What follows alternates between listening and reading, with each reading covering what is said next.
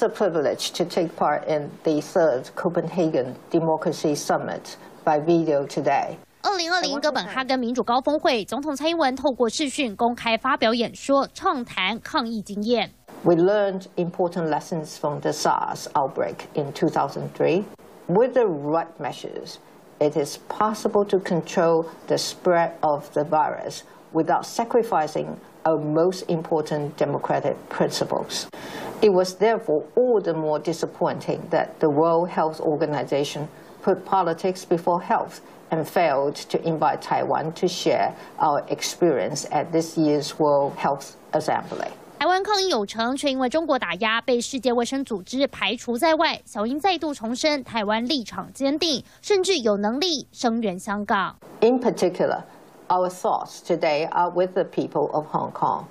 Taiwan has joined the international community in urging the Beijing authorities to honor their obligation to respect Hong Kong's fundamental freedoms. 其实这场会议有各国政要、学者、专家及民运人士参与，是近年来强化民主论述的重要国际论坛。小英能参与并且公开谈话，意义非凡。Ladies and gentlemen, I hope you will be able to visit Taiwan after the pandemic. Here you will see a vibrant, open, and respectful democracy, and a force for good in the world. 小英政府用行动证明守护民主自由，不只是选举口号，而是实际在做，也透过各种管道让世界看见台湾。三立黄大峰、朱树君台北报道。